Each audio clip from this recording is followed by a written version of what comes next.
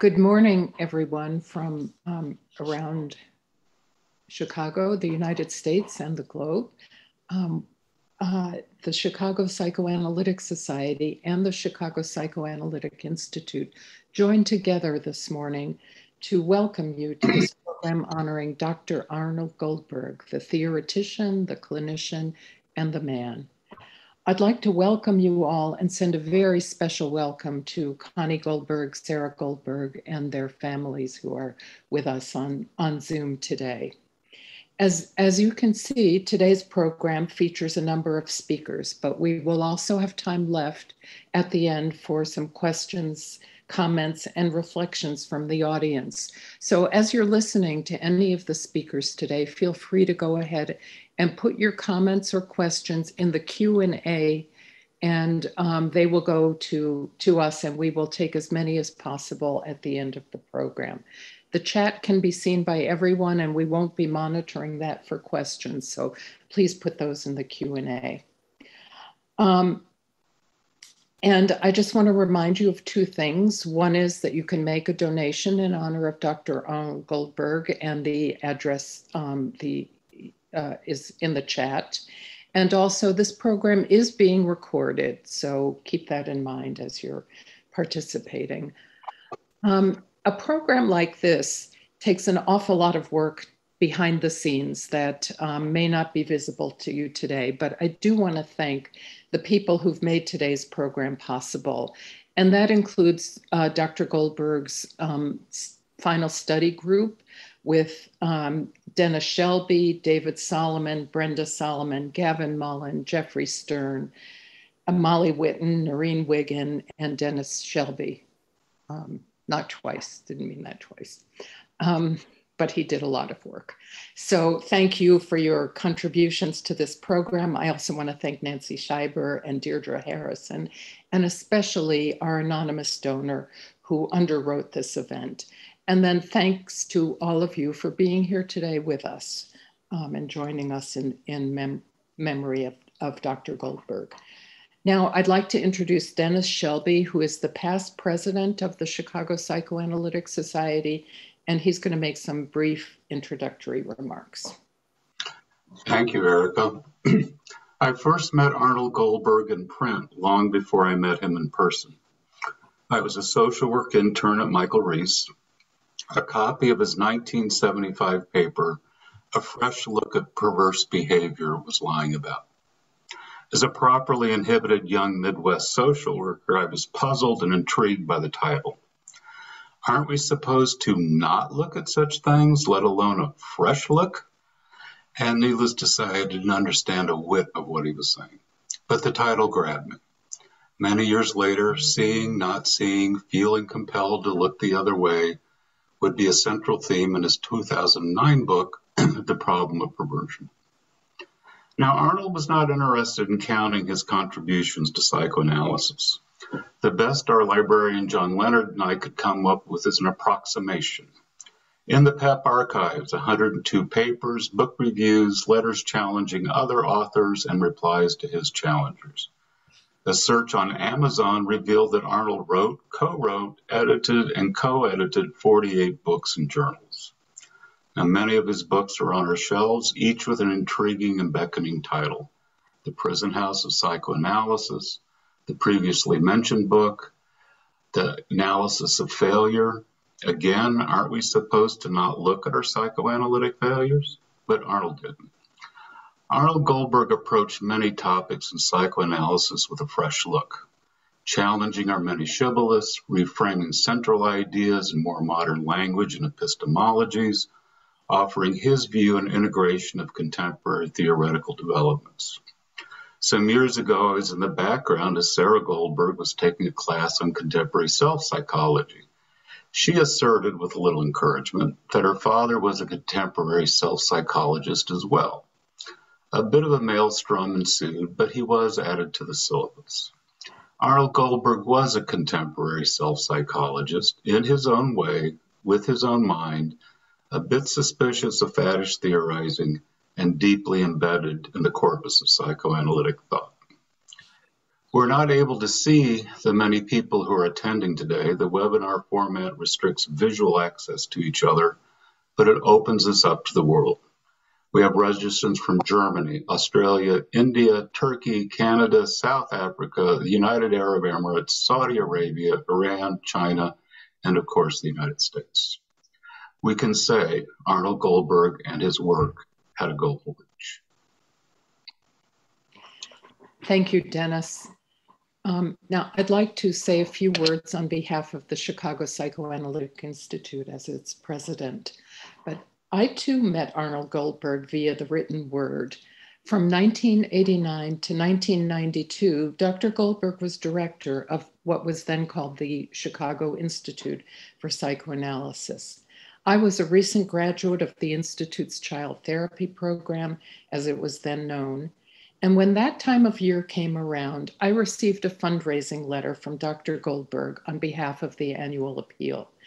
The opening line, which I cannot quote exactly, but I definitely remember the gist of it quite well, and the fact that it's lodged itself in my memory is interesting. But it read something like this: I haven't asked anyone for money since I was an adolescent going to my father asking for an allowance. And that was his opening line to the annual appeal. And he went on, of course, to make the case for giving to the Institute. I'm not sure if I gave any money then, but you can see how effective a piece of writing it was, because it has stuck with me all these years. And little did I ever imagine that I'd ever be writing such a letter myself, but you'll be getting one in the mail shortly. And so I do know how hard it is to write a memorable opening gambit. But in addition to that, Arnold, of course, was a clinician. He was a teacher. He was a supervisor. He was an author. He was a scholar, and he was a preeminent contributor to self-psychology. And we're going to hear today about Dr. Goldberg's many accomplishments and contributions to psychoanalysis. And I'm going to leave that part of things to others. But with the story I told you, I just want to point to Arnold Goldberg, the iconoclast, the sayer of many things that others would politely keep to themselves, the one who had such interesting ideas to share, pointed questions to ask, critiques to make, and all those wonderfully witty, humorous, and definitely sarcastic remarks. Most often, I would run into Arnie in the library.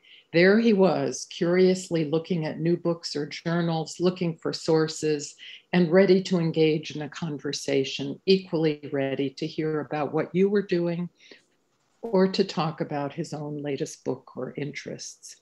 Arnie was forever curious, forever engaged, and interested in the world of psychoanalysis all around him. Thank you. And now I'm going to turn things back over to Dennis, who's going to introduce our first speaker for today. Our main speaker today is Charles Strozier. His presentation will be followed by reflections from 4 analysts who supervised with Arnold Goldberg. But first, Charles Strozier. He is Professor Emeritus of History, the John Jay College and Graduate Center, City University of New York, and a practicing psychoanalyst. He has been twice nominated for the Pulitzer Prize. His books include Heinz Kohut, The Making of a Psychoanalyst, and coming out soon, The New World of Self, Heinz Kohut's Transformation of Psychoanalysis and Psychotherapy, along with many other books on aspects of history and psychoanalysis, and it's a very long list.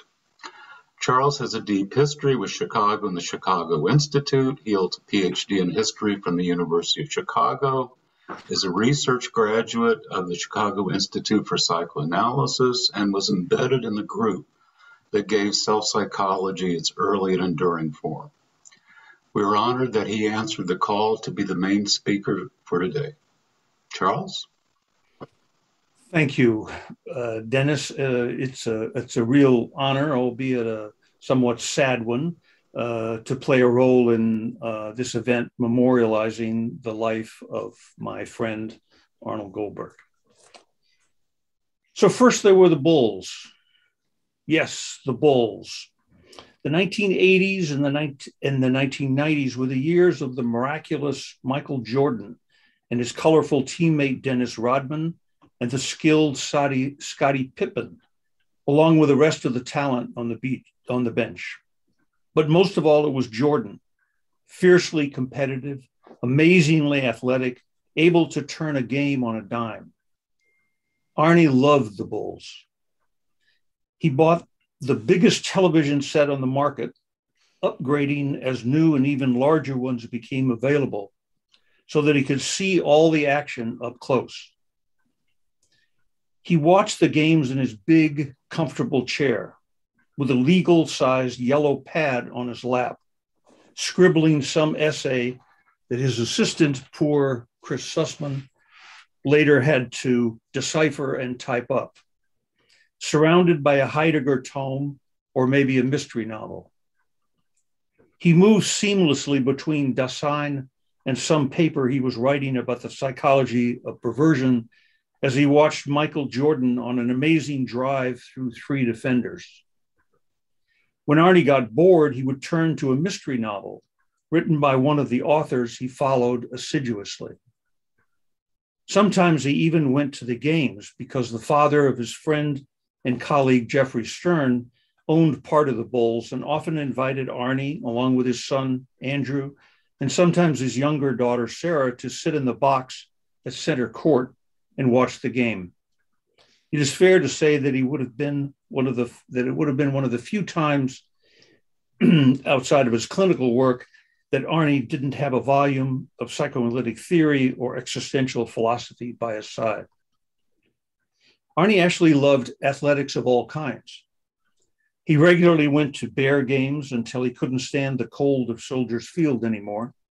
And then he watched the games on his giant TV with his yellow pad on his lap. He actually liked all sports, including the Olympics that were obviously more intermittent. But his special and unique interest was dog shows, believe it or not. He loved them. And his daughter, Sarah, recalls him watching dog shows all the time.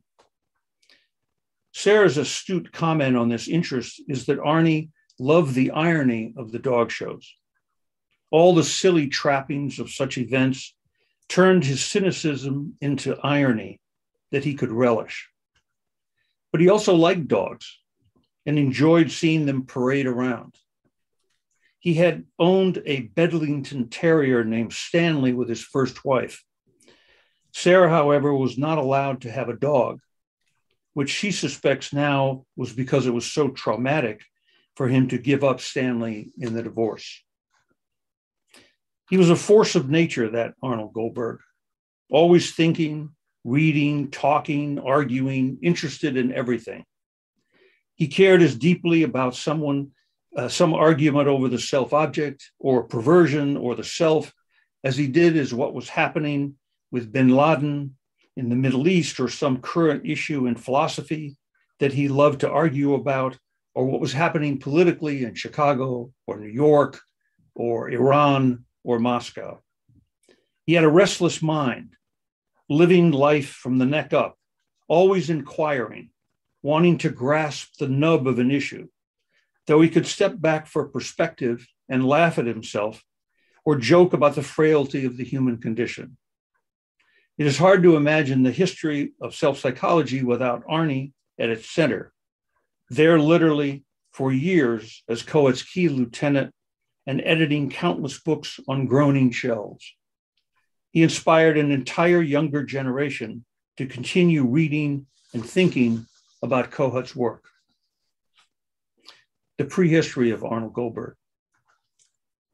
Arnie's prehistory, meticulously researched by his son, Andrew, a distinguished American documentarian, begins in the Pale, that vast stretch of land historically in Western Russia that at various times was part of Ukraine, then Poland, and then back to Ukraine. And it was where Jews had to live. They could not go beyond the Pale, as it were, unless it was to leave entirely for America. That's what Arnie's parents did. Arnie's mother was Rose Auerbach.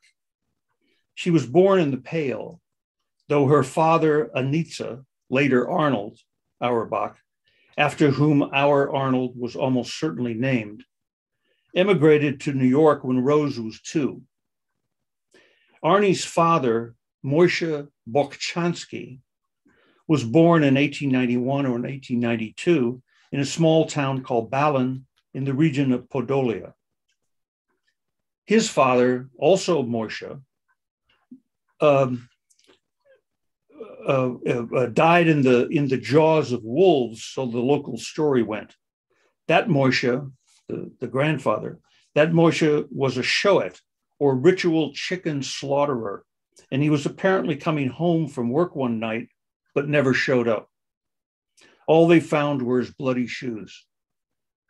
His wife, left with her baby Moishe and other children, were desperately poor and knitted socks to survive. Somehow she managed to raise Moishe until he was 19, when he decided in 1910 to emigrate to America.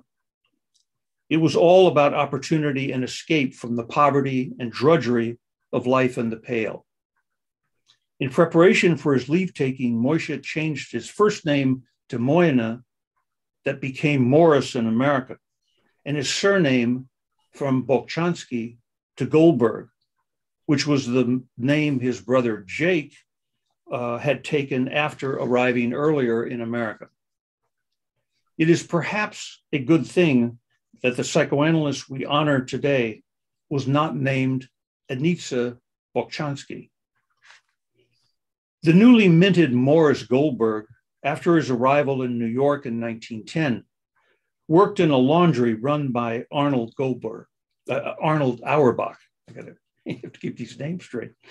That is where Morris met and fell in love with Arnold Auerbach's daughter, Rose. After their marriage, the young couple at first moved to Detroit to work for Rose's uncle Jake, also in the laundry business. Andrew, the family historian, has uncovered some evidence that this laundryman, Uncle Jake, ran with a very nasty group of Detroit mobsters called the Purple Gang that terrorized local laundries that refused to join the gang-controlled union. The Purple Gang also fought to keep Al Capone out of Detroit. It could well be that Morris and Rose Goldberg decided to move to Chicago to escape their relatives' mob involvement. And then the history. The Goldbergs settled in the west side of Chicago in a working-class Jewish neighborhood. They had 4 children between 1921 and 1929. That last was our Arnold Goldberg. Arnie's father, Morris, bought a laundry. He proudly named the artistic Hand Laundry on West Madison Street. It was a poor neighborhood, teeming with the downtrodden hobos, as they were called.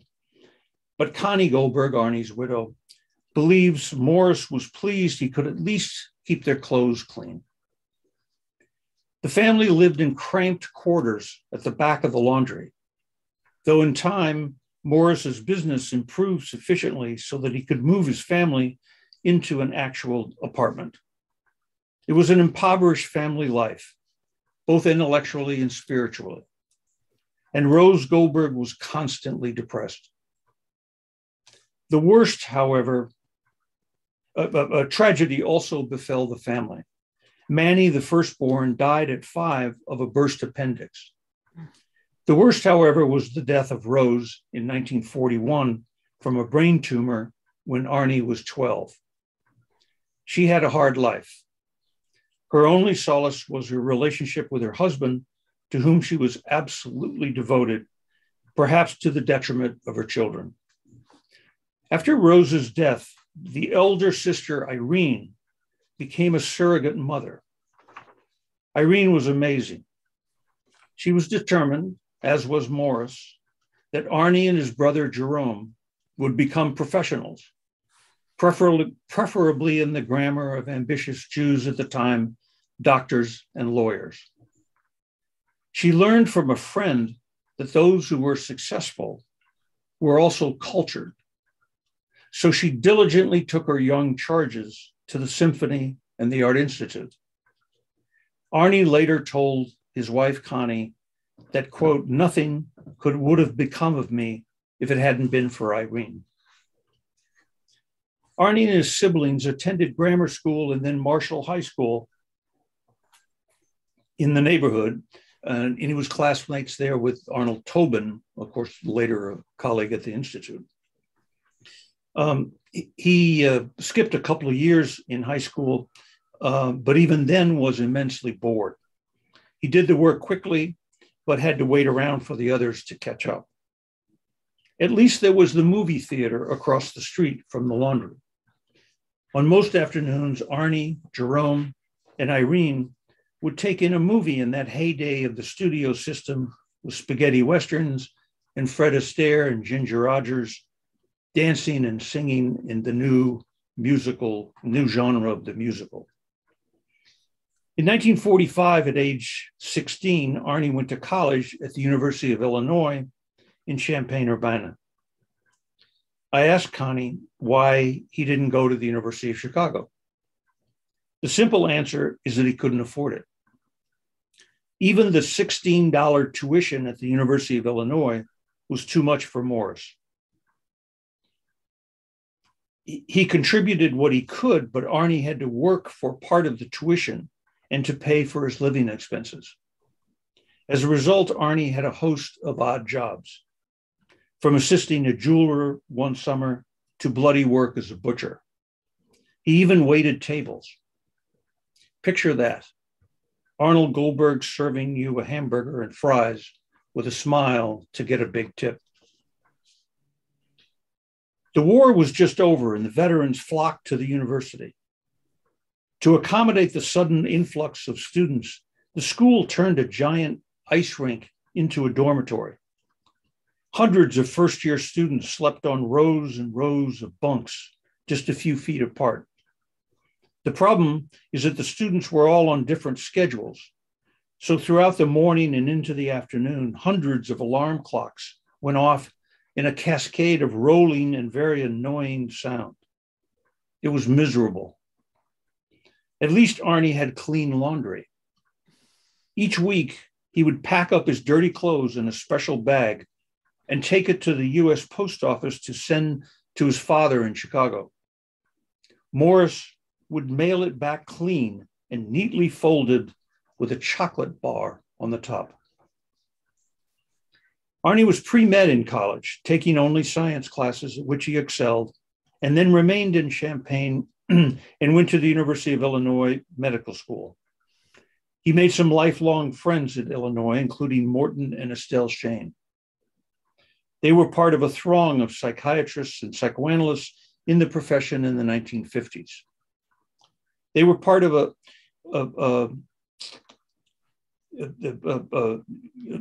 in college and medical school, Arnie had straight A's and was Phi Beta Kappa.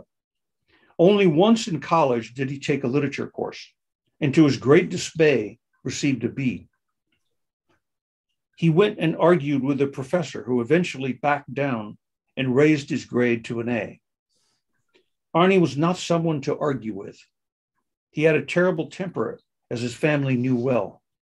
The poor English teacher was probably flummoxed. After a 2-year stint as a psychiatrist in the Army in Colorado, finally in 1953, Arnie could take up his residency at Michael Reese, and in his last year begin his training at the Chicago Institute for Psychoanalysis. That meant, of course, undertaking a didactic analysis, which he did with the very charming and charismatic Fritz Molinoff, a Prussian with distinct dueling stars on his cheek and a Jewish wife, Anna, that had led him to leave an increasingly hostile Germany many years earlier. Arnie adored Molinoff, who perhaps served as an idealized father figure. Molinoff, in turn, greatly admired and supported Arnie in his steady rise in the profession. And then there was Heinz Kohut.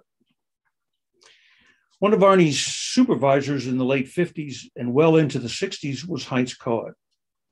He was still the orthodox Mr. Psychoanalysis, as he joked later, but his restless mind was already questioning everything about psychoanalytic theory and practice. At one point in the late 60s, while writing the analysis of the self, Kohut pulled out a page from his manuscript to explain something about Arnie's case.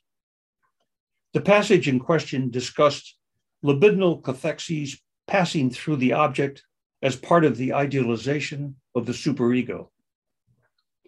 It made no sense to Arnie.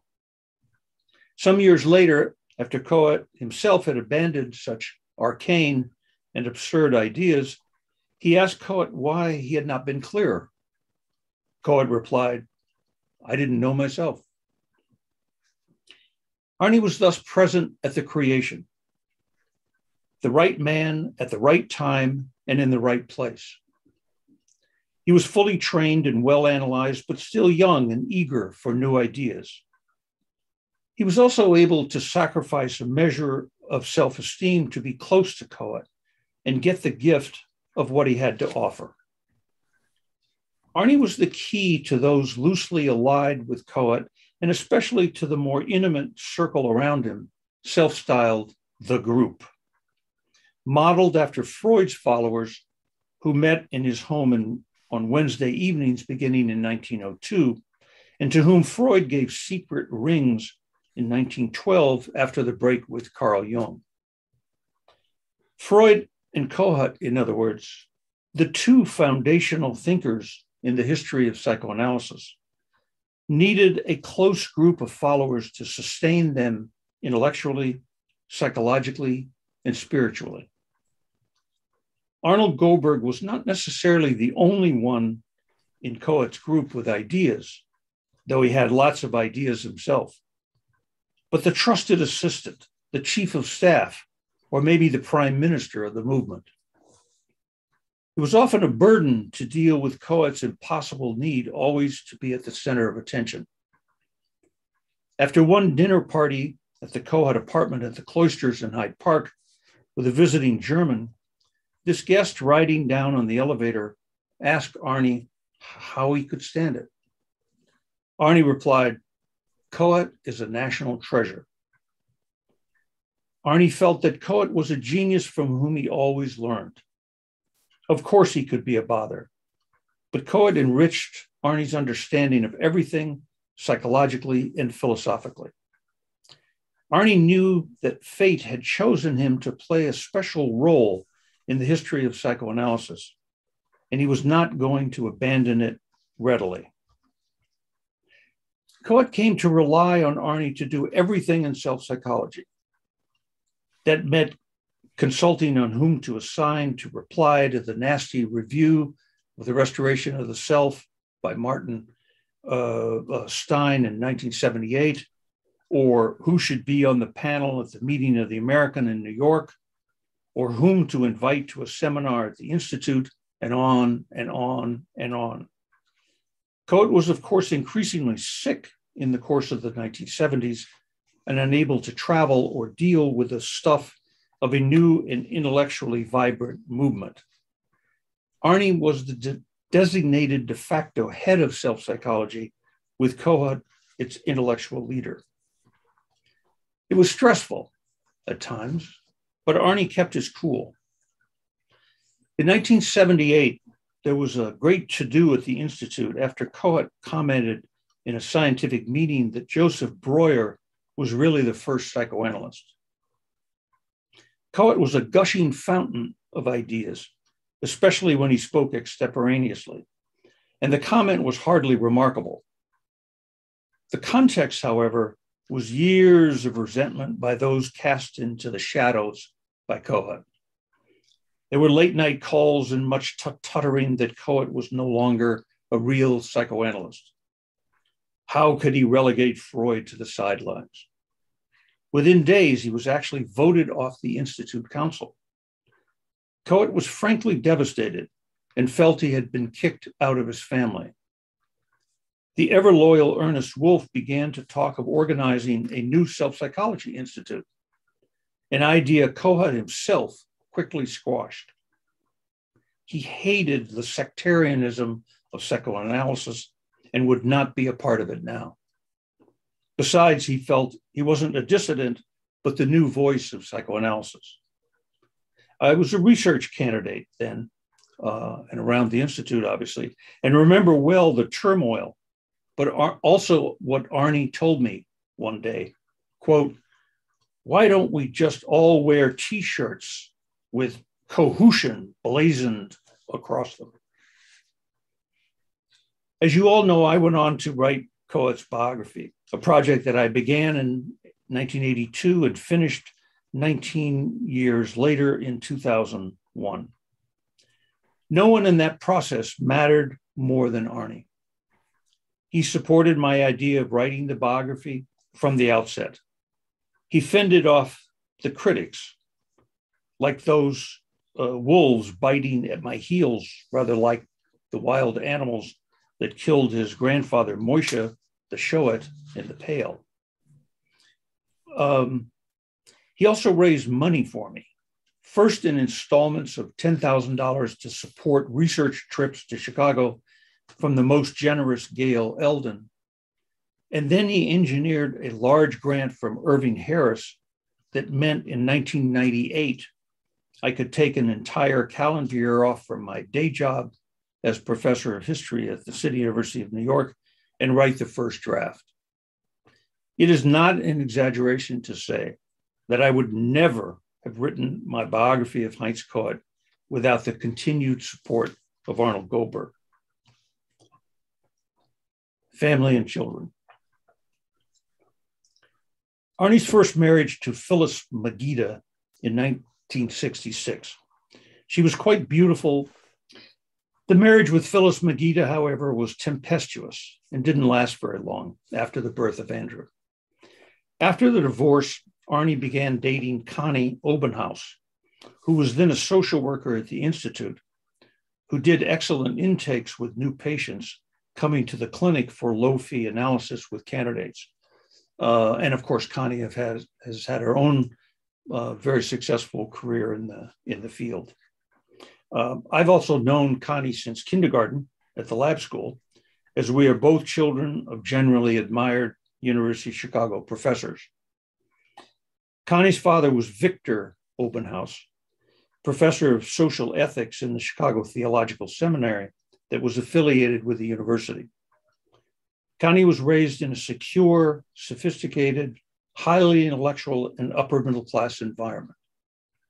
Arnie, one might say, married up the second time around. Connie was also and remains the sweetest person alive, warm and outgoing, smart and engaging. She softened Arnie, as Brenda Solomon put it. It was Connie who introduced me to Arnie in 1971 at a dinner party hosted by Jean Stein, the widow of Jim Stein, the revered trustee of the University of Chicago, who had actually paid to put me through Harvard because he liked my father, who was then dead. Arnie and I hit it off right away. I was amused by his wit and the big cigar he lit up with dessert. He was edgy and smart, and I found he instantly took to my own irreverence along with my sprawling protean intellectual interests. Arnie and Connie's child, Sarah, was born in 1978. Sarah, whom her brother Andrew described to me as brilliant, would eventually become a therapist herself and just recently completed her PhD. The apple doesn't fall very far from the tree. She stresses that Arnie never pressured her, however, toward psychoanalysis, though he did talk with her about her budding interests and would take her to various conferences, including the Wednesday scientific meetings at the Institute and other seminars. Most of all, she told me he took her very seriously as she began to move into the field. He would describe cases that were of special interest and go on at the dinner table about the vertical split. Not many people have that to remember of their fathers. Andrew, meanwhile, came in and out of the family. Arnie visited him dutifully 2 or 3 times a week in the decade after the divorce, when Andrew lived with his mother. And then at 12, he came to live with Arnie, Connie, and young Sarah. It was not always kumbaya. Arnie did better with intellectual adults than children, and he could have a bad temper. But he was proud of Andrew's significant accomplishments later as a successful film documentarian, though Arnie found it easier to tell that to friends than to Andrew himself. Sarah reports that her father was, quote, incredibly proud of Andrew and the life he made. Connie as well reiterated these ideas. There's no question, she said, that Arnie was preoccupied with his intellectual interests. He lived in his head. But in his own way, he was focused on family life. He tried very hard to create the kind of family life that he didn't have, especially a stable and financially secure environment in which his children could grow up. He was rock solid in that way, as Connie put it. That extended to his in-laws and grandchildren. Leslie, Andrew's wife, remembers Arnie with great fondness. She felt he went out of his way to make her feel comfortable. He made huge effort in that regard, even toward the end when he had trouble standing up. He would struggle to the front door when she arrived to give her a hug, and then go down on his knees to play with his grandson, Max, put together a train set. It was touching for her, just as Sarah remembers fondly her father playing a game with M&Ms with her son, Hunter. The scholarship and teaching. The scholarship of Arnold Goldberg was noteworthy, though I won't bore you with a recitation from his CV. Certainly, he made a huge mark with his editing. In the mid-1970s, he worked closely with Kohut to nudge members of the group to write up their cases that had been so important for Kohut himself in writing The Analysis of the Self in 1971. The Casebook project resulted in The Psychology of the Self, a casebook, in 1978. The casebook remains a seminal text. Some years later, he took on the somewhat thankless but important task with Paul Stepansky of editing and making sense of the book Kohut left incomplete at his death in 1981. It was a struggle. Every time Goldberg and Stepansky revised Kohut in ways that made him more readable, Mrs. Kohut would put back in the original. At least they weathered the many storms and published Kohut's last book, How Does Analysis Cure, in 1984. Finally, in the 1970s, in the 90s, Arnie led another group of colleagues to produce a fascinating volume in 2000 called Errant Selves, as well as the other books that Dennis mentioned. What did you say? 102 papers and 40 books or something like that. Arnie also began the annual Progress in Self-Psychology series in 1985, and in the end published 18 volumes.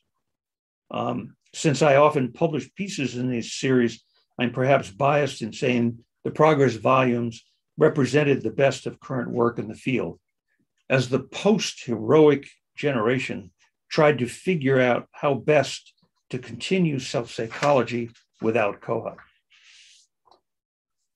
In his own scholarship, Arnie wrote a number of books that brim with original ideas.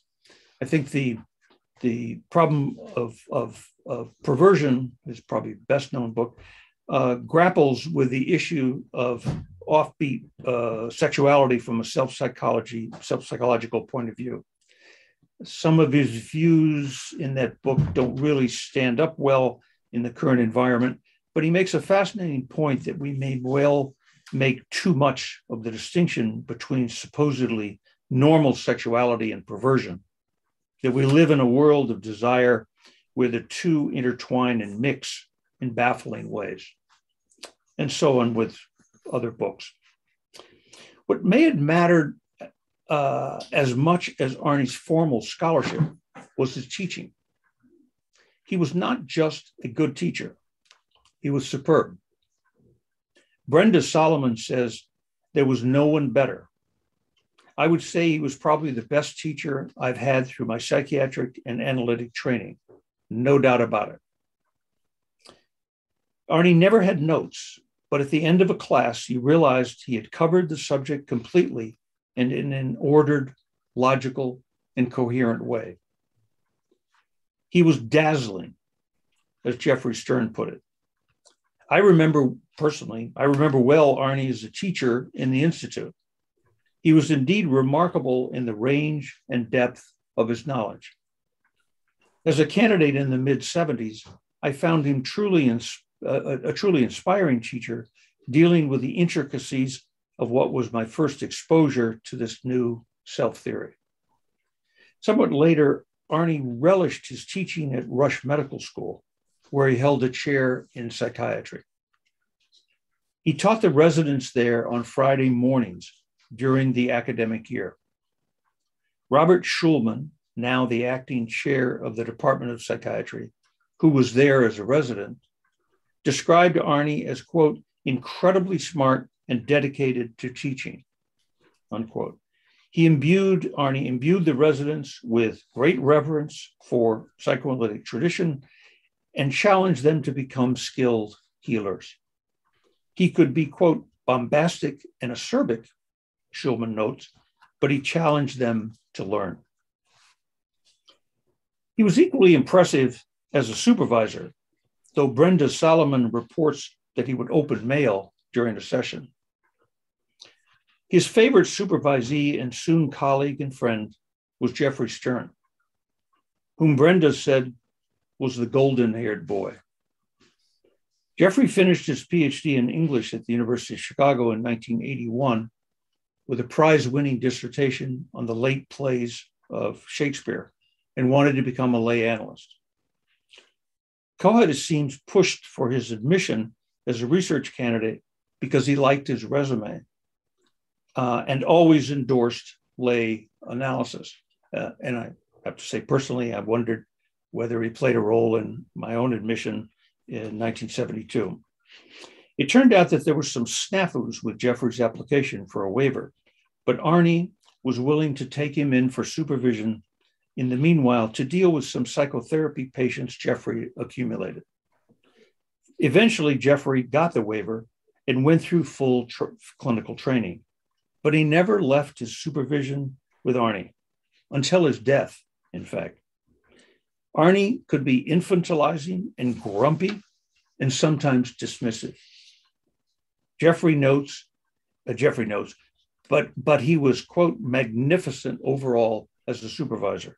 Quote, I really loved him, Jeffrey says. Deeply, deeply, deeply, I respected him. I admired him. Sometimes we fought, and sometimes he got mad at me, but he's probably the most important non-family person in my life.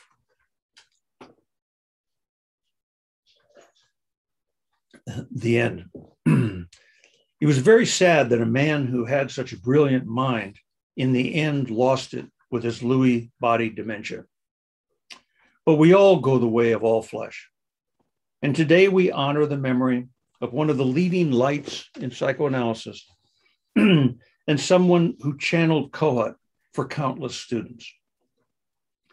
I want to end with an image deeply embedded in my mind.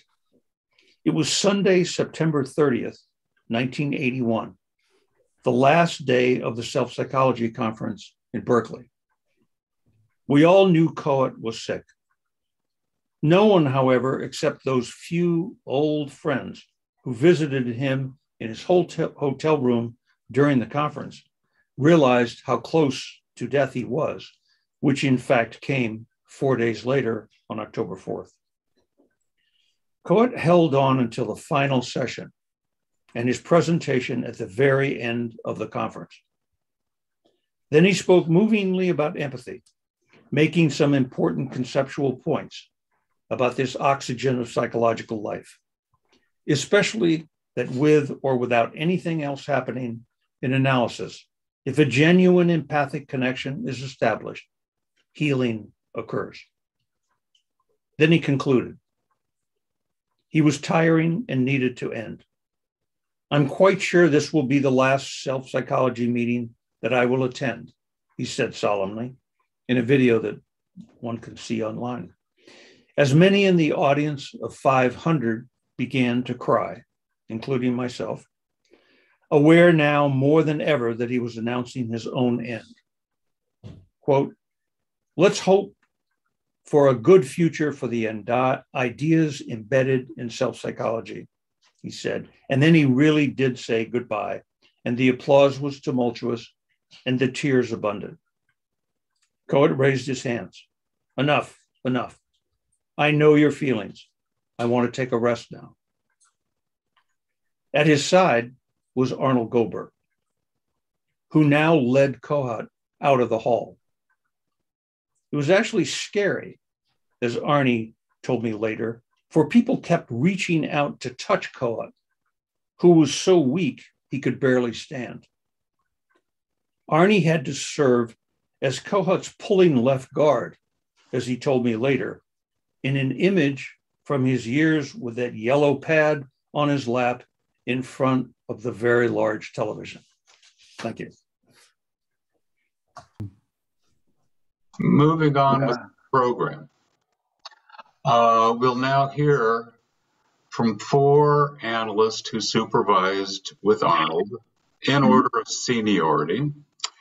First, we'll start with David Solomon, who wishes to be introduced as a student and a friend. David? Thank you, Dennis. Chuck certainly has brought up a lot of old memories for me and Arnold, and maybe I'll be able to comment on some of them. Dennis had asked me to say a few words about Arnold, and I was thinking about, when do I think about Arnold? And that was just a moment in time. I had written a paper and I gave it to Arnold to critique, and he sent it back to me, and you saw this, how he would hit the Arnold scrawl on the beginning pictures that were shown. With this comment, he said, the paragraph has to be expanded. Say what you're going to say it, and then tell them what you saw, what you told them. It's not a mystery novel. So that I was reminded of that when Chuck was talking about he always had sort of a mystery novel around. I think about Arnold clinically all the time.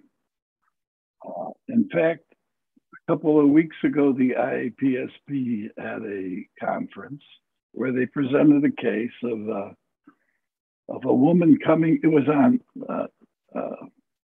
a Zoom. I forgot that at first because she came in a bathrobe, and I said, "How did she do that?" But she burst through the door. Her hair was wet. She was in a bathrobe, and the analyst said to her, "Well, you're trying to put a lot in a short period of time." Essentially, she had come from the gym, and she had to make her appointment. And then the patient went on in their characteristic way of relating. And I thought about Arnold at that very moment when he said, "David, the analysis starts at the door. And if you think about what the patient would be talking about, this was almost as if it were a birth scene. She came in wet, naked, and saying, 'I'm sorry.' And the question is, what was she sorry for and about?" And that somehow was never taken up. And I thought Arnold would have been all over that. He had that capacity to think what the first moments were when you would see a patient. But I'm getting ahead of myself.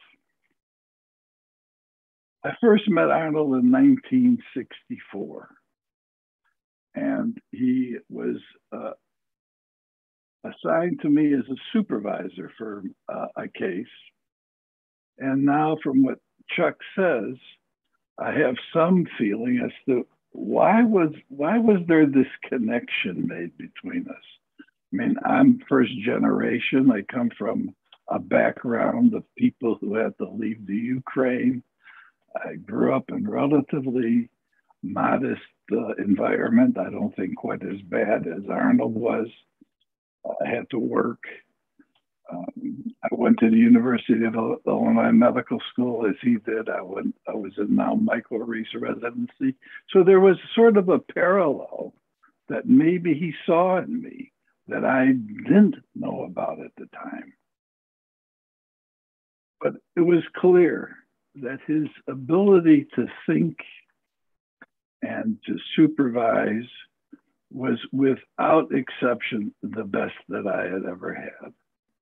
And so when Arnold would give a class or read a paper or give a seminar, there was no question if I could make it, I would be there because you would always come out better than when you went in. He was, as Brenda said, the best teacher we had. But he was a very involved mentor. And that's what I really want to focus on. You could read his papers, you can see his clinical and therapeutic ability and his theoretical acumen. But as a mentor, you have to hear it from somebody. Arnold was the president of the Adolescent Society. And the Adolescent Society once a year gave a conference up at the Abbey, a resort north of Chicago in the dead of winter for some reason. And the main program was that the president would give a speech, the presidential address, and afterwards there would be a dinner for the conference. And so Arnie said, David, would you like to be on the program committee? Now, I had never been on a program committee. I didn't know what one did on the program committee. But this is Arnold now reaching out with his hand on your back, sort of directing you as to how you should become involved in the world of psychoanalysis, psychiatry, institutions. And I said, sure. Who's on the committee? He said, me and you. I said, okay. What do I have to do? He said, well, look, I'll give the speech. You give the dinner. It's done. I said, fine. Okay. And so that's what I did. That's what he did. It was a big success.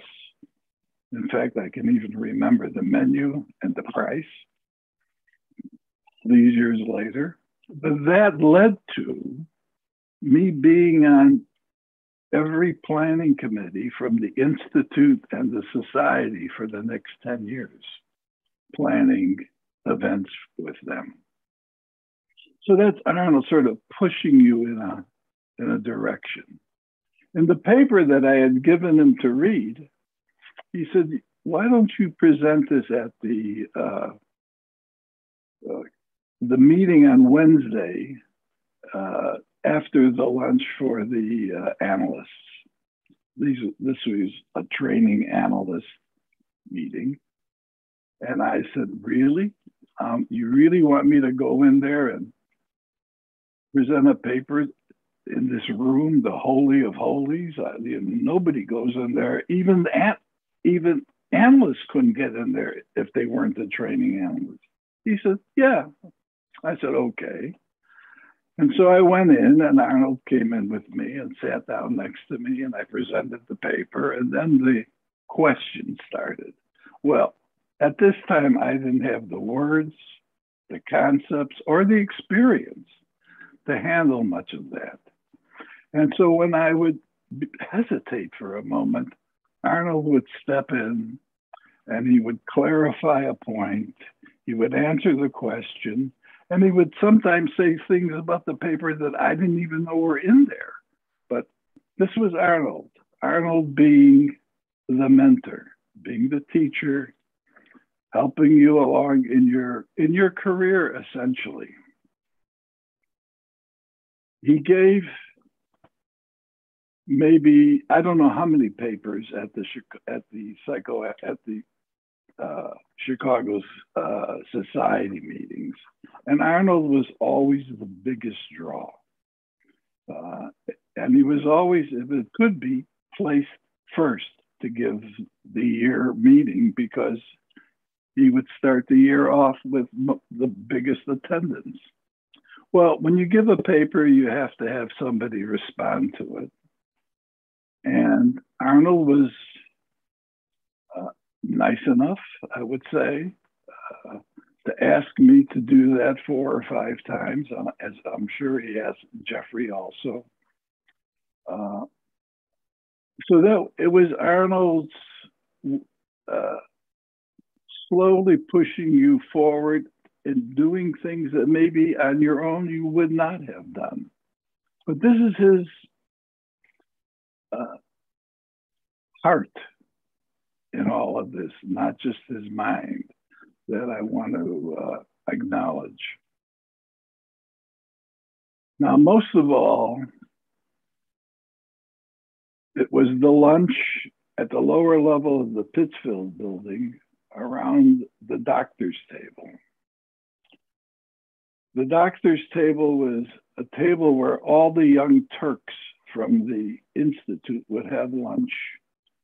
And that would be Arnold and Mike Bosch, Bertie Rubin, Mark Berger, Dave Marcus.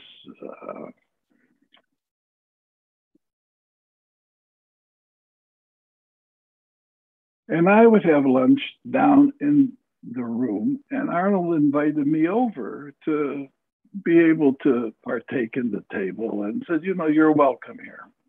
And all of these guys were 10 and 12 years my senior, and I'm just starting out. And so I just sat there quietly, sort of listening to what they talk about, the Institute, stocks, vacations, whatever it was. And at some point I said, I'm waiting to be reassigned for a new analyst because my first analyst got sick. And if you're going to treat patients at the Institute, you have to be in analysis at the time. So Arnie says, well, why are you waiting to be assigned? Why don't you call Heinz Kohut? Now, I had never heard of the name. There was no reason for me to have heard of the name. His book wasn't out yet. He wasn't teaching there at the moment. And so I said, okay. And everybody around the table sort of murmured, yes, that would be a good idea. So I called up Heinz and asked him if he had time, and we set up an appointment.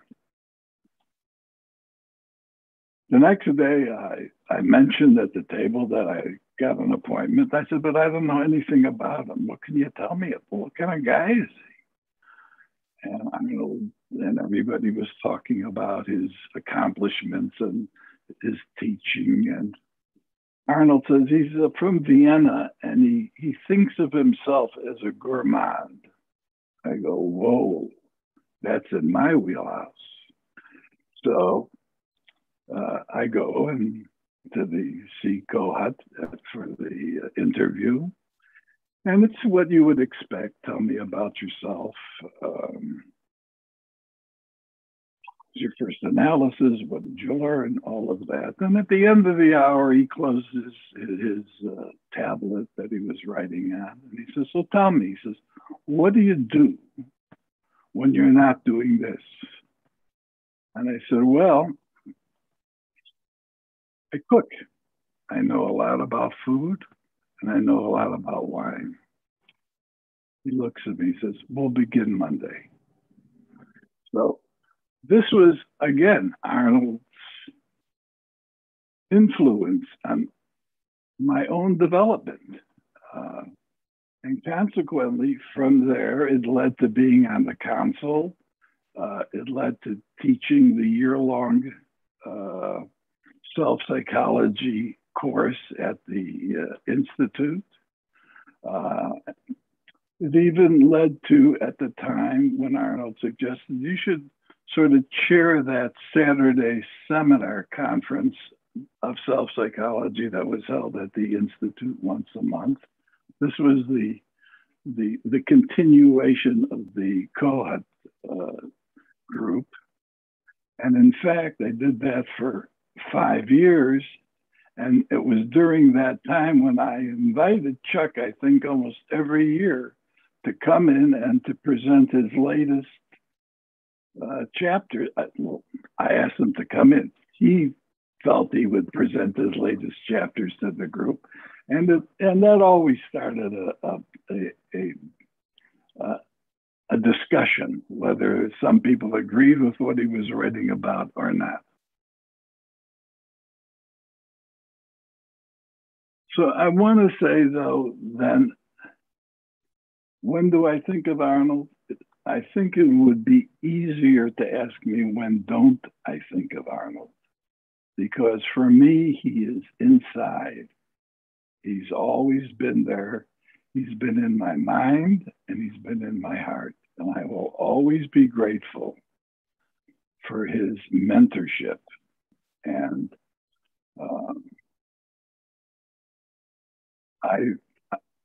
I will end there, and thank you for listening.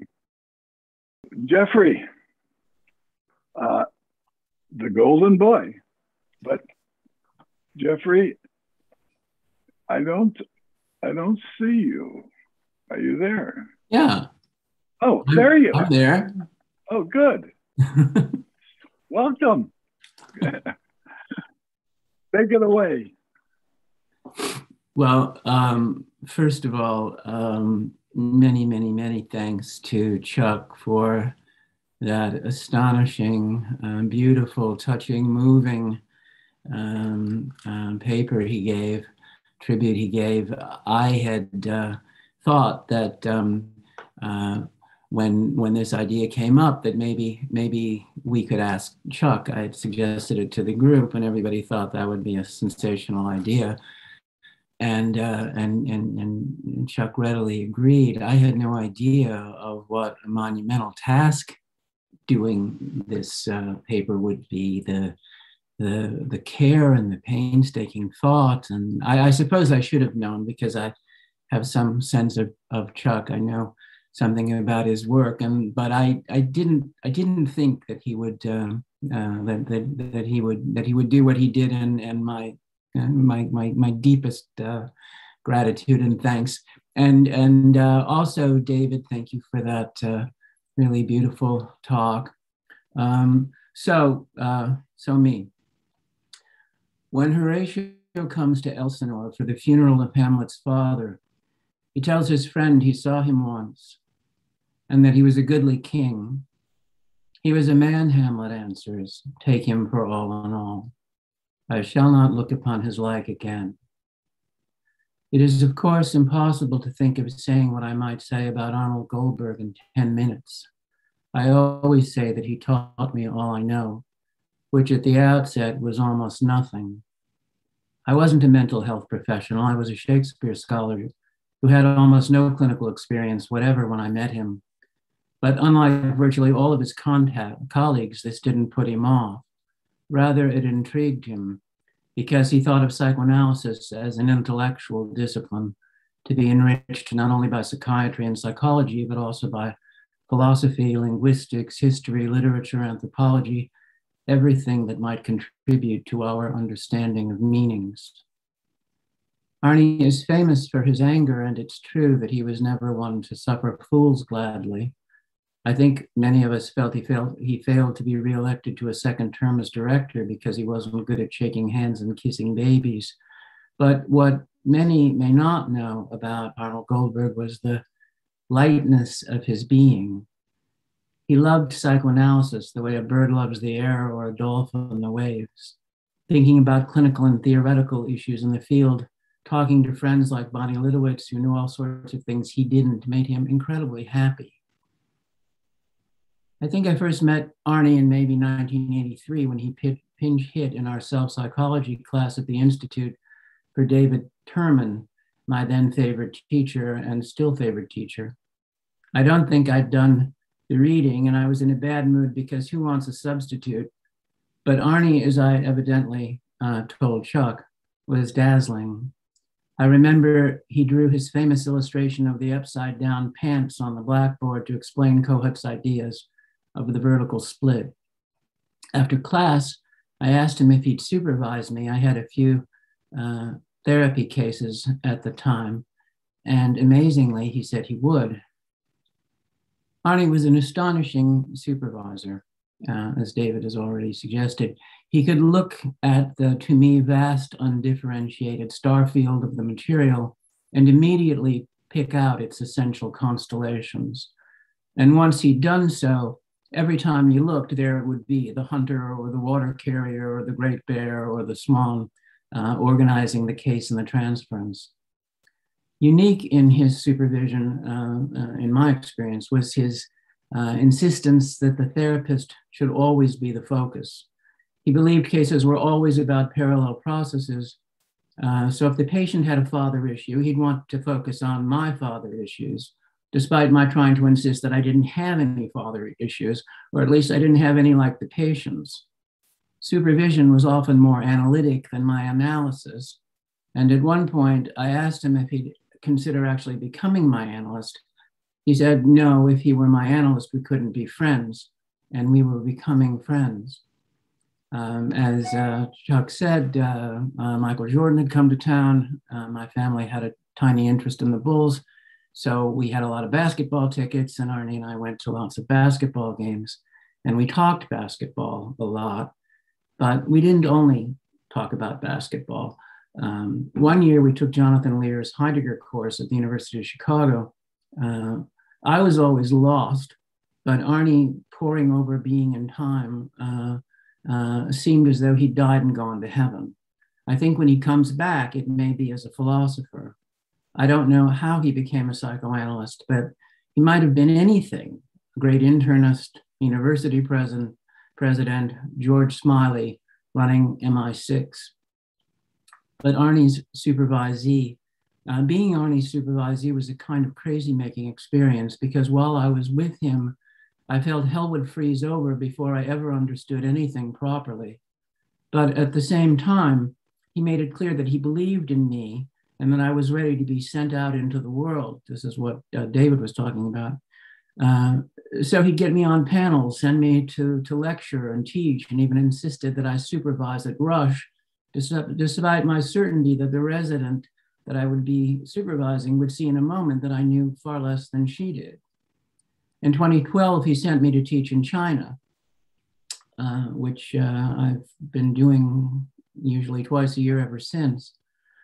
One summer, he asked me to present case material for him at Door County for an audience of doctors from the Wisconsin Medical College.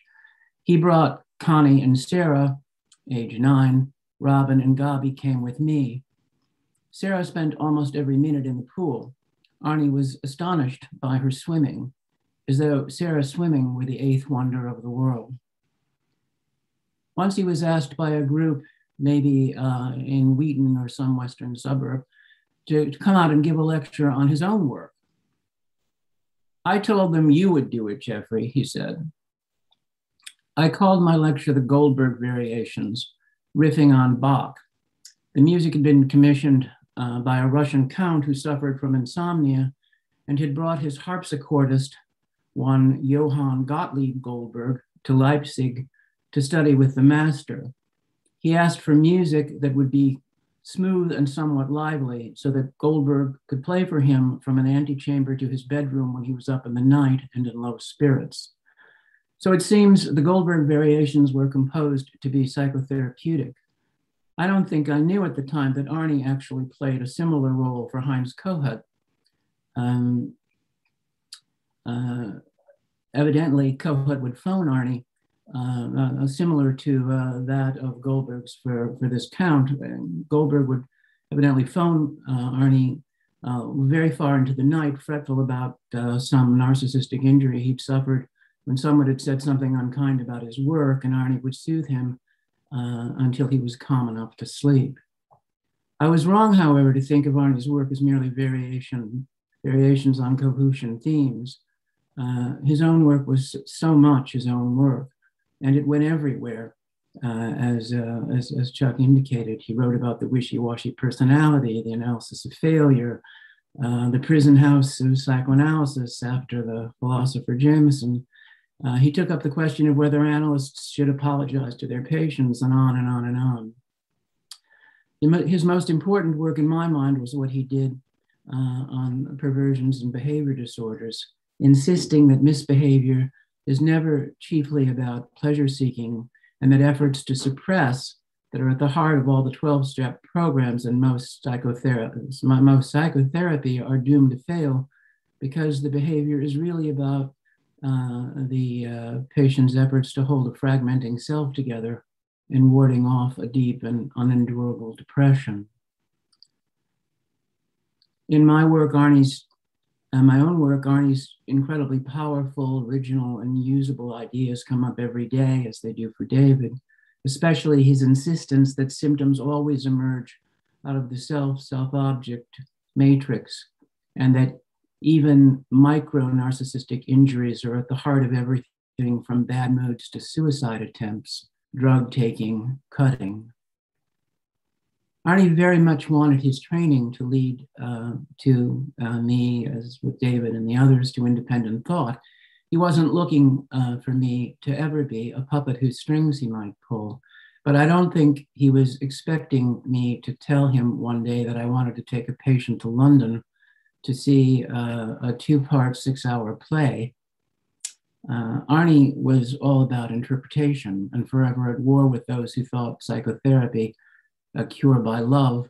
And so he must have imagined I'd gone over to the dark side when I told him this, abandoning meaning in an effort to provide my patient with a corrective emotional experience. I told him, however, that I saw the project entirely in terms of meanings and interpretations. There isn't time now to elaborate, but he came to agree, and we went, and the enterprise proved a great success.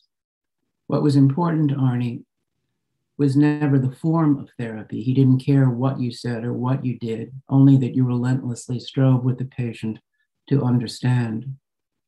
At the Institute, much was made over whether what a candidate did with such and such a patient qualified as analysis. Cases weren't credited toward graduation if the patient, for instance, refused to lie on the couch. I asked him what he thought of this. Jeffrey, he said, psychoanalysis isn't about the furniture. I had then a wonderful relation to Arnold Goldberg, but it would have ended decades before it did if it hadn't been for Brenda Solomon. Arnie had asked me to distribute my first case for the group doing a casebook following the publication of Being of Two Minds. That was Aaron Sells. I couldn't get my piece done, and Arnie believed I was disrespecting him in the group. I tried to explain to him that I'd almost gotten thrown out of graduate school for being super late on seminar papers, that my whole first analysis had been all about this, but he was adamant I was out, banished. Brenda somehow changed his mind, which has left me forever in her debt.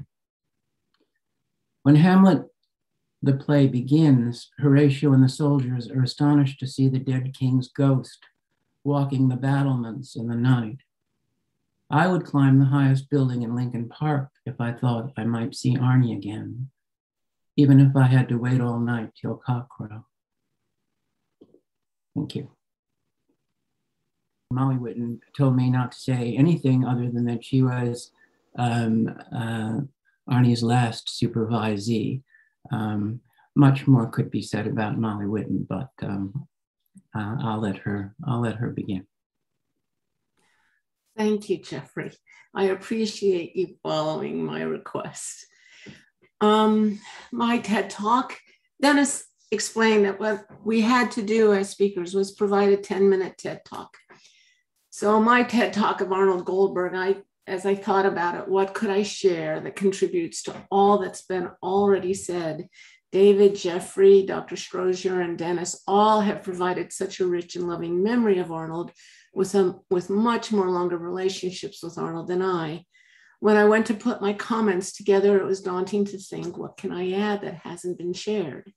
By the time I met Arnold, he was clearly at his best and also moving towards the end of his career. Arnold was my second to last supervisor as a candidate, and I believe that I was his last supervisee. I'm not sure of that, but when he told me he was retiring, he commented, "There will be no one after you, Molly." My immediate association was, Arnold, there will be no one coming even close to your brilliance and guiding light. What a loss for the rest of us. But of course you get to retire. You have provided such an immense gift of your sensibility to our field. I'm happy for you, but also quite at a loss. I had come to value the time with him every single week, regardless of what we spoke about. I came to learn of Arnold Goldberg first in my analysis. For weeks, I had been associating to the trouble I was having keeping one of my patients alive. She had tried to commit suicide 4 times in 17 months. It felt to me like only a matter of time before she succeeded. With my panic rising, I told my analyst that I had no idea what to do. My analyst suggested that I ask Dr. Goldberg to supervise me regarding this clinical dilemma. So without knowing who he was at all, I had not ever read anything that he'd written. Someone pointed him out to me one day in the reception area of the Institute. I went up to him and asked him if he'd supervise me, explaining the clinical situation. He listened to me and then said, "Oh, Molly, you've got this. You are just about to finish your training. You so have this." I looked at him and I wondered, hadn't he heard me? And replied, "No, I don't have this, Dr. Goldberg. I have no idea how to keep my patient alive. And if I can't help her if I can't keep her alive. I just don't know what I'm doing, and especially what I'm doing wrong that makes her want to kill herself over and over again." He waited a moment, looked away, looked back and said, "Well, okay, I can work with that." I came to know that his sense of humor was wonderfully dry and immensely quick.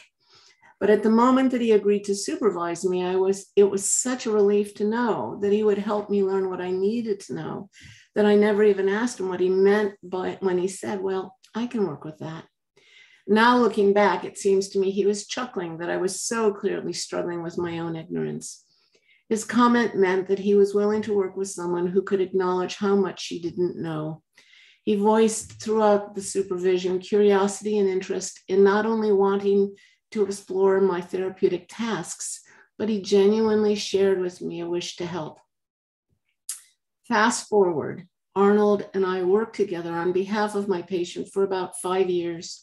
He was the gentlest supervisor I had in my analytic training. The reason for bringing up his gentleness is because I had heard around the Institute that sometimes Arnold Goldberg was known for being quite critical and not mincing words about it. That just wasn't my experience of our relationship, except one time. Walking in the hallway by the elevators, I witnessed him ream out a young clinician with a long ponytail. He seemed to me to be very mean to her. I watched dumbfounded as he openly yelled at her for not making him aware of something. Maybe she missed an appointment with him. I couldn't really make out what she had done that was the object of his anger, but I didn't want to stay around and hear any more of it. I was embarrassed for him. Who yells at a student in a public hallway? And how had I never engendered that impatience and rage with him? Screwing up my courage in our next supervision session, I began by suggesting with a lot of trepidation that maybe yelling at students in the hallway wasn't good optics for him. He asked me what I was talking about. Finally, he recognized the moment and explained, "Oh, that's my daughter, Sarah. I wasn't yelling at a student, I was yelling at Sarah. Boy, she made me angry." And then we resumed our supervision. He totally did not acknowledge my thinking about his behavior in the hallway. And I didn't press him on it. I was just a supervisee. But it made such an impression on me. Sarah, I developed immense admiration for you in that moment, that you stood your ground with him yelling at you. It occurred to me to say something to you at the time, but I had no idea who you were, just the poor student who had done something to rouse Arnold's considerable anger. If my memory serves, Sarah, you and I did discuss my experience in the lounge briefly one time, but Sarah, Andrew, and Connie, you have my deep, deep respect for knowing how to maintain your cool and sense of self with Arnold when he got upset. Arnold's supervision allowed the two of us to have wide-ranging discussions that always came back to my work with my patient. Even as she became healthier and more capable of coping with her current life circumstances, we would talk about everything. In the beginning of our work, I learned very quickly to follow his comments and observations closely. Much as you said, Jeffrey, I didn't always understand what I was trying to follow. The chief bit of advice that seemed to help my patient was to become an interpretation machine. By that, I mean, he told me to respond only to my patient when I could provide an interpretation linking her childhood to her current thinking about me. Not the concept of interpretation described by ego psychology, which was my heritage from my graduate training, but a living interpretation about how everything she was telling me of the complex, chronic, and quite abusive childhood she had experienced with her abusive, often incompetent and uncaring parents as she experienced those feelings with me as the incompetent therapist. Relatively frequently, incompetence was what I had in common with my patient's parents. Here's the takeaway, not only from my supervision with Arnold, but from subsequent ongoing conversations with him and the others in that final group when we would come together to share our work with him and each other. Arnold Goldberg understood that the therapeutic work that occurs between an analyst and her patient occurs in the process between the analyst and her patient. That might sound trite to people, but for Arnold, it was the very heart of the matter. The therapeutic process is shaped, informed, and completely framed by the myriad experiences of the patient's life with narcissistically wounding others, emotionally uncaring to one degree or another, all of which gets experienced in the transference process with her therapist. Therapeutic change occurs as a result of what occurs between the therapist and her patient. I struggle to describe this place to everyone here, most of whom understand what I'm saying in their own minds, because on one hand, we could call it a relationship, but really, is it a relationship or the shared process of exploration of every other relationship but the therapeutic one? It's an elusive concept that Arnold communicated and infused into my thinking. His observation of process in my work with my patient was jarring, challenging, and possible all at the same time. Arnold urged me to tolerate my ignorance in therapeutic moments so that I could actually listen for and rely on what my patient meant. Achievement of therapeutic aims relies on the therapist's ever-expanding capacity to trust what the patient experiences with her, as well as knowing oneself well enough to stay out of the patient's way as she learns about herself. Thank you, Arnold, for expanding my understanding of how to use my ignorance and sometimes transforming it into empathy. And I'd like to thank Dennis and the entire group here for sharing their wonderful insights into Arnold, who has had such a career central place in my work. Thank you. I'd like to now introduce Dennis, who in the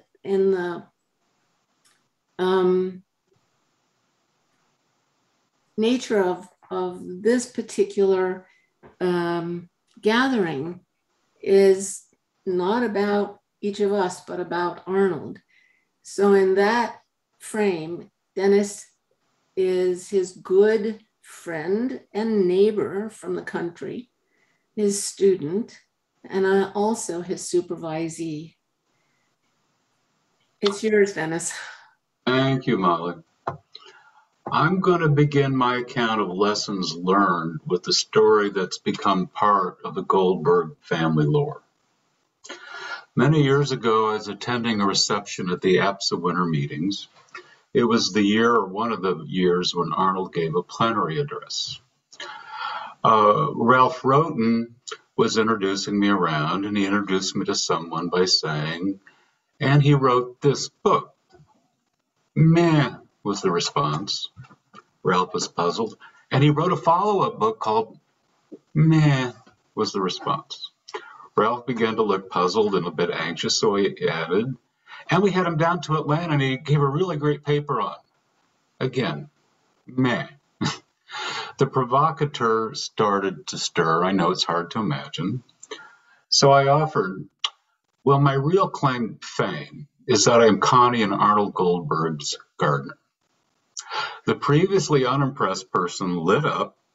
Oh, really? You hang out with Arnold Goldberg? As I've often said before, psychoanalysis is an odd profession. I want to focus on two concepts that I learned from Arnold that continue to influence my clinical and supervisory work: mutual participation and a good interpretation.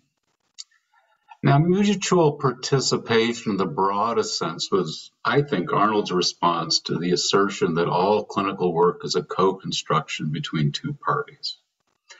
But he based his version on the premise that we cannot observe a phenomenon without participating in it and influencing it, and the seamless deep self-object transference.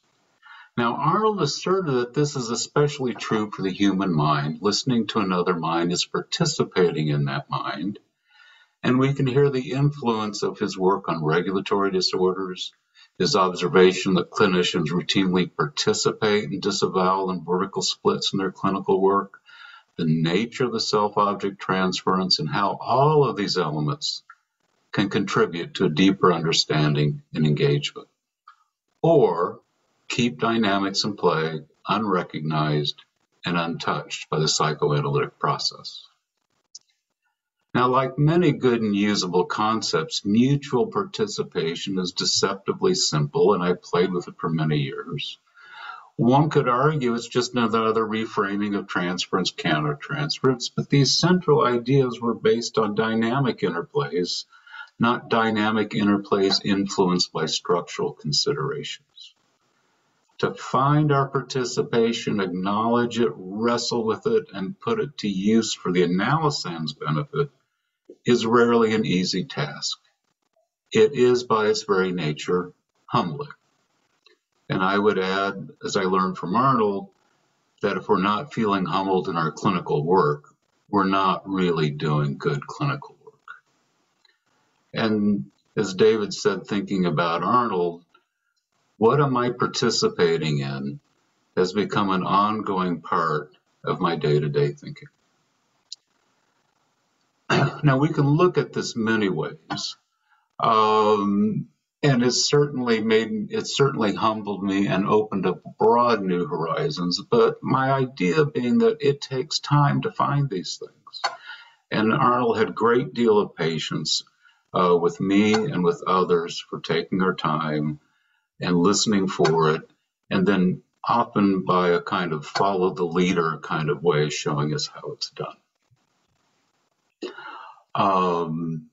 And it keeps coming up everywhere. And I'm old enough now to be doing second and third analyses for people. And we often hear about the previous analysis. Why did I stay with them for so long? Now, this is not an easy question to answer. But when the dynamics of analytic unhappiness and stuckness come to life, it is again very painful material that goes far beyond the concept of masochism.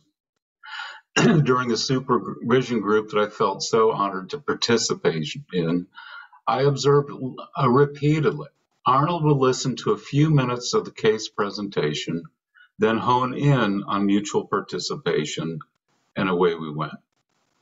I quickly learned to not prepare anything elaborate to present, as Arnold would pick up on something in the opening introduction and pursue a line of questioning that had little but everything to do with carefully prepared case material.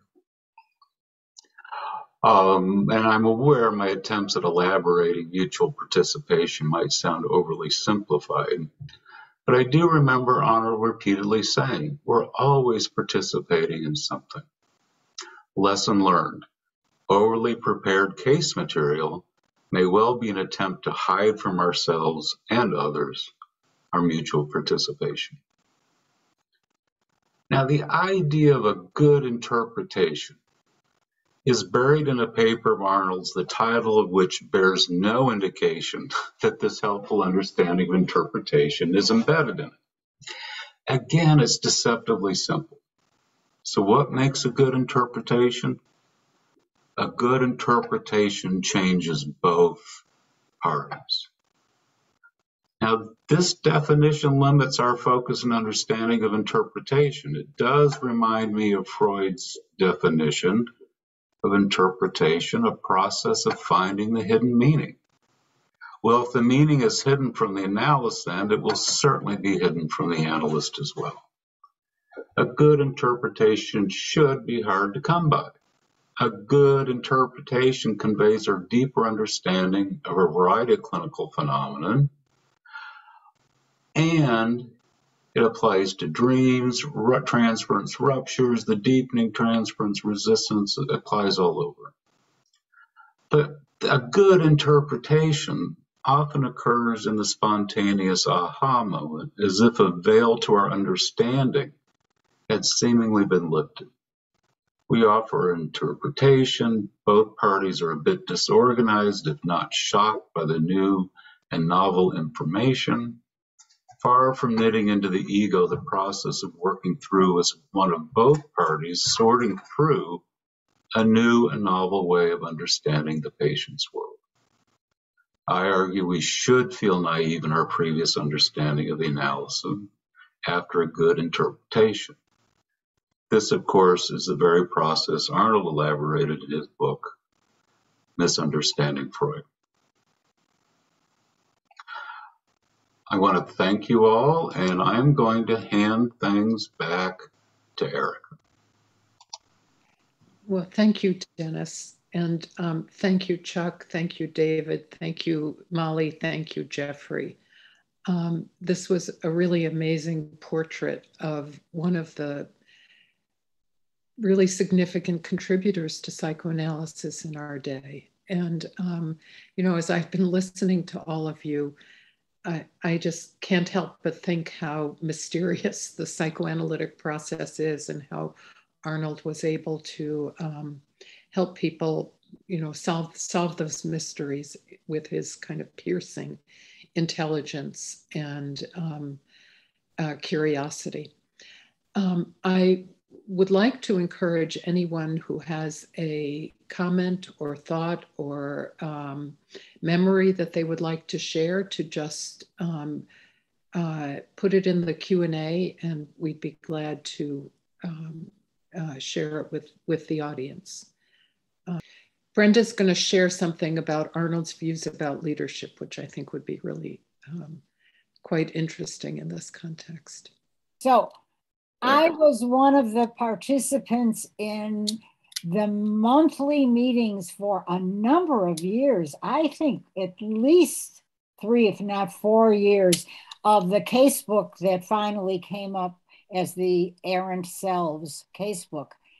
And Arnold was amazingly patient with us as he was managing this disparate group with a lot of people. I think of Molly, who had to recognize their ignorance in terms of what they were doing with their patients, and how it came finally that all of us who submitted cases had to recognize our own disavowal in sync with the patient.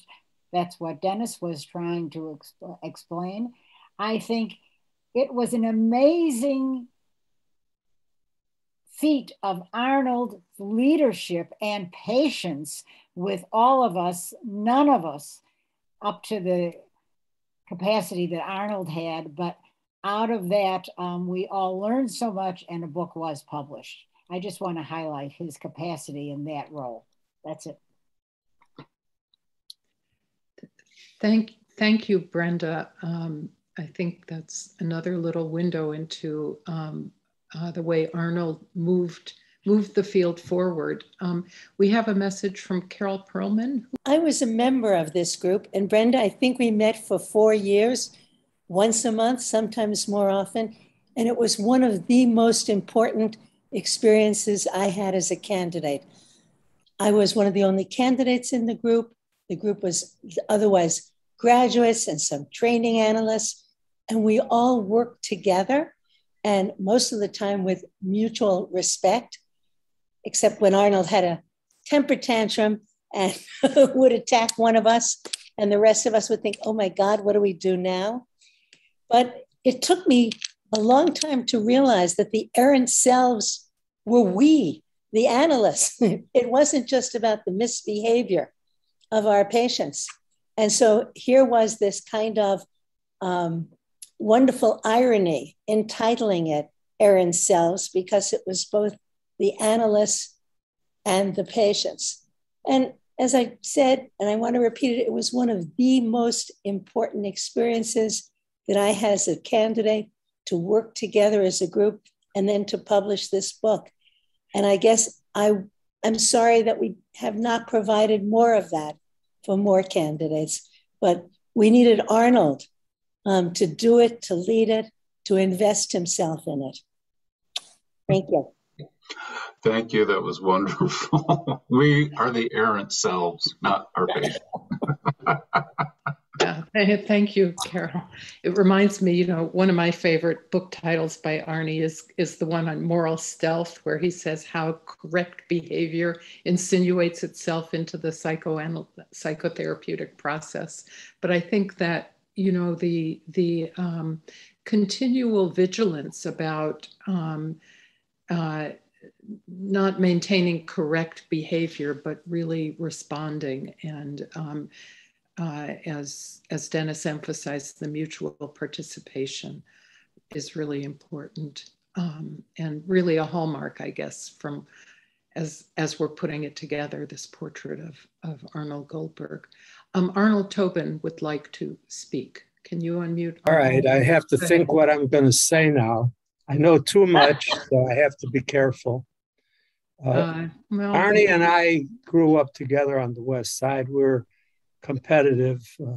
And then in pre-med, we lived in those units where there were 16 of us, all of us from the West Side. We were not going to apply to the University of Chicago, some of us, and I think that included him. It certainly was me. We were not applying there because the medical school had a 10% quota against Jews. I think he shared that same feeling. I don't remember for sure. We were competitive, and this showed up in the statistics.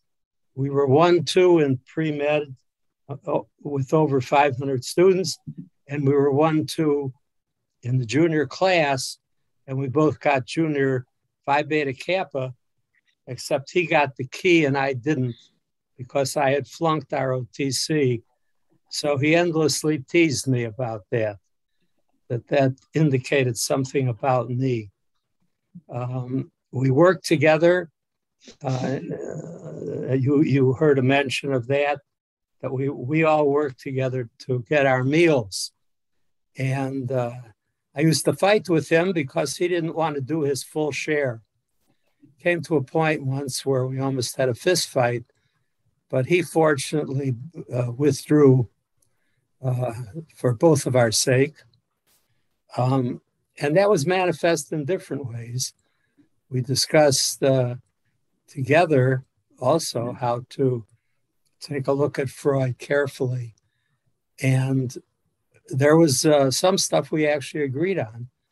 There were a couple of the dreams and the interpretation of dreams. I don't remember, I don't know if any of you were present, but this was one of the Institute discussions years ago. And we did agree on what Freud was saying about himself in reporting that dream. So we could get along and we could share our ideas, but we also knew where we didn't agree.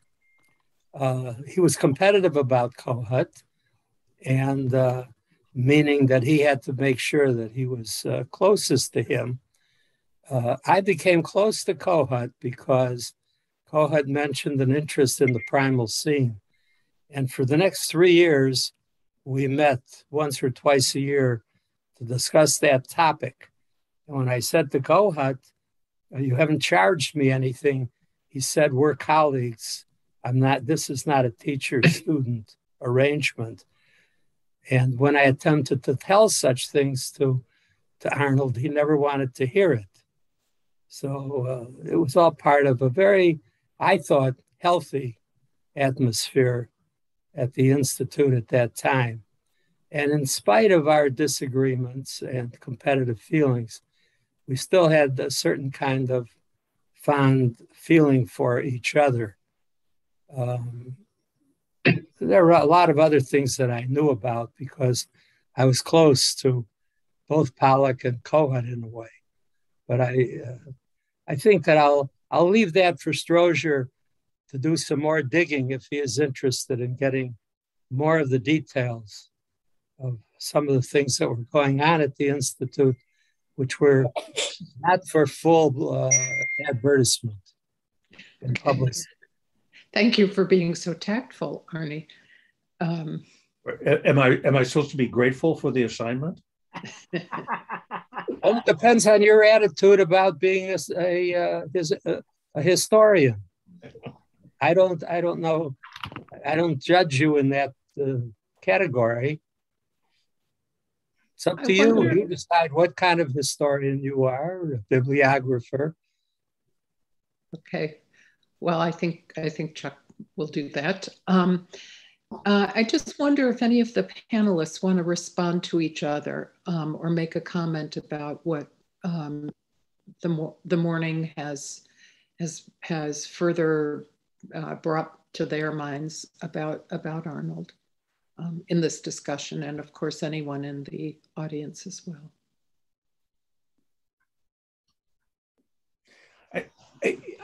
I would add just a brief comment. I mean, I obviously interviewed a lot of people for my little talk, and unfortunately, given time constraints, I needed to leave out all kinds of interesting anecdotes, and I was impressed with everybody I talked with. I talked with all the family members, but also people like Brenda and Jeffrey and others, some William Coburn. I mean, really, I cast a pretty wide net.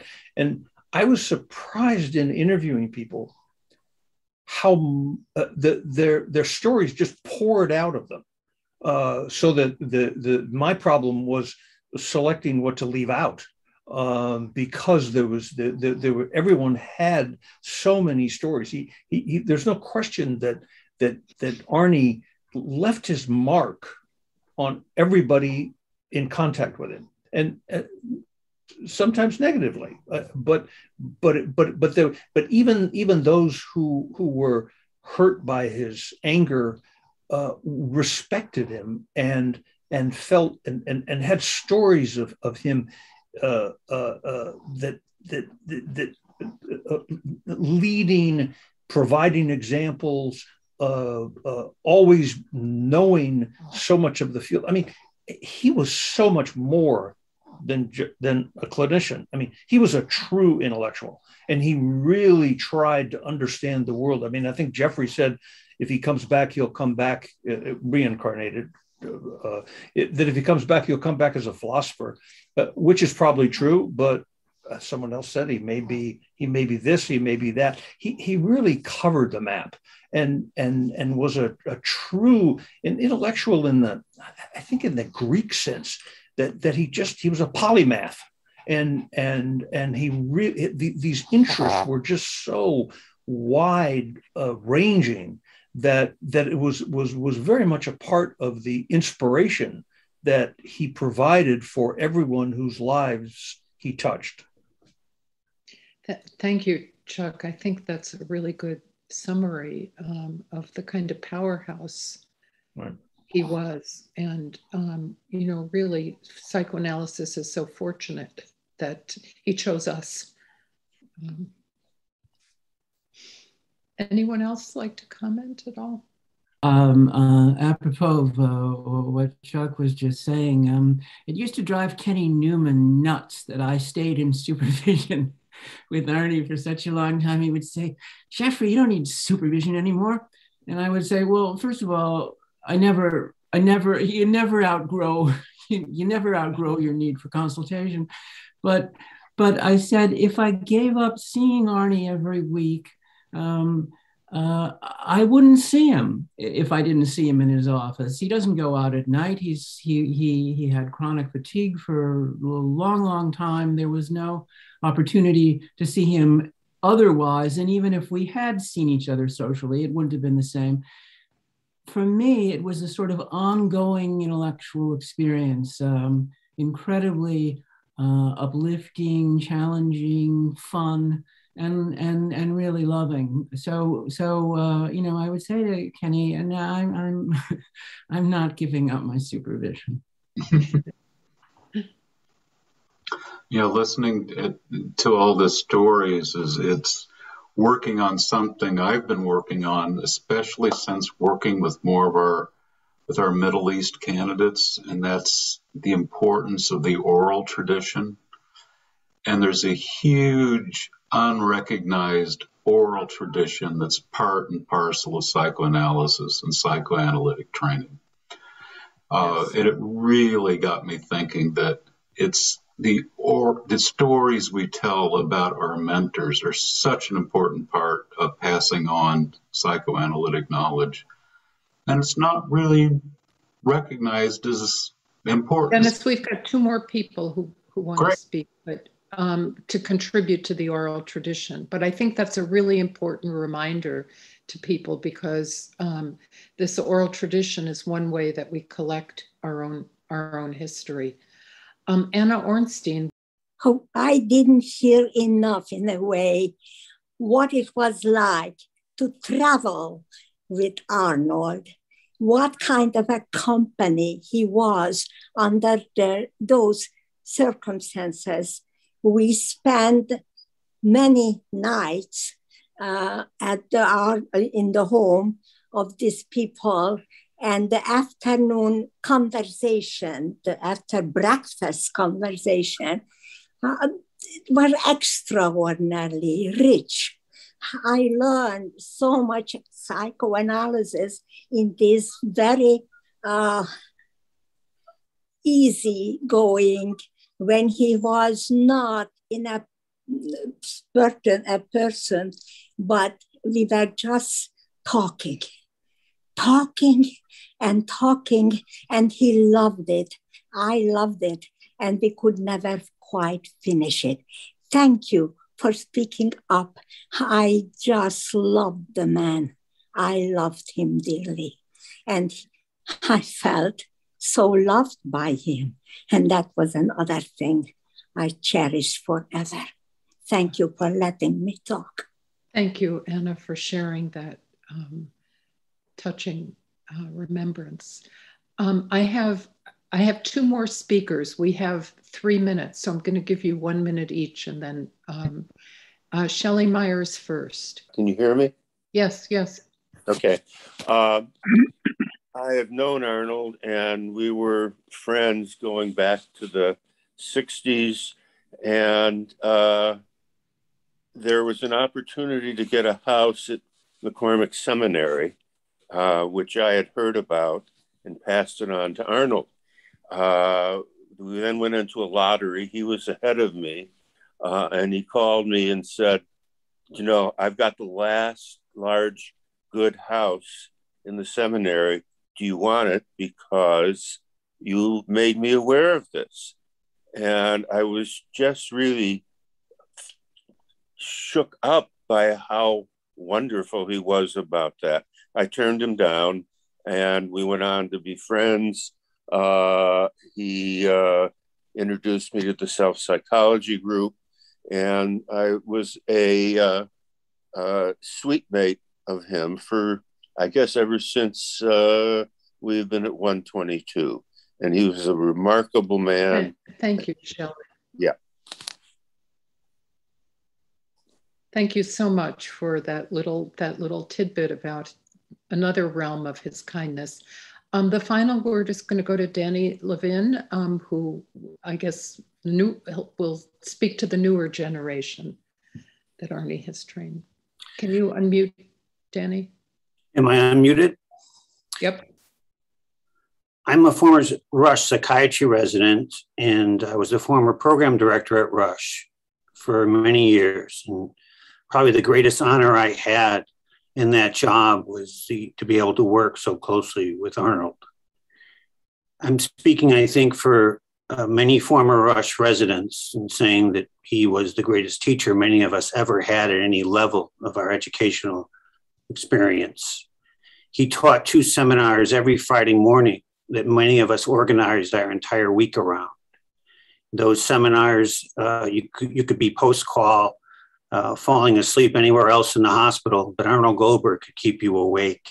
I always felt he was like a conductor, a symphony conductor, and his ability to engage the entire class. And these would be classes of medical students or senior residents. And he could teach to everybody at the same time and had the ability, like a conductor, to pull people in at different times. There was more class discussion in his seminars than any other seminars I ever engaged in. We would have to compete to recruit residents in Chicago or even other programs. Rush used to be known as a biologic program. Arnie came over with Mike Bosch, and we became one of the most revered programs as far as our psychodynamic education. Arnie was an amazing teacher. He was also an amazing administrator, and he helped guide and build our program, and he was tireless. And as David Solomon said, he would also mentor people.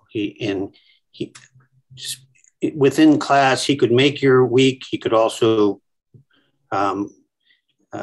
make a comment that maybe didn't make you feel that good, but nonetheless, most of us kept Arnold Goldberg, as others have said. He became a part of our mind. He became somebody we relied upon post-graduation. I don't think there's any other teacher that we all have, other colleagues of mine who I trained with. Nobody else do we talk about what we learned more from than from Arnie. Thank you very much. Thank you, Danny. I think that's a perfect note to end on because it speaks to the generations going forward and how much Arnie has facilitated that. I would just want to make a final comment that anyone who's interested in making a contribution in honor of Arnold Goldberg, the address is in the chat and feel free to do that. But mostly I want to thank all of our panelists for their very charming, helpful, poignant, insightful comments about Arnold that has helped us create a portrait of him that we'll be able to remember him by forever. Thank you.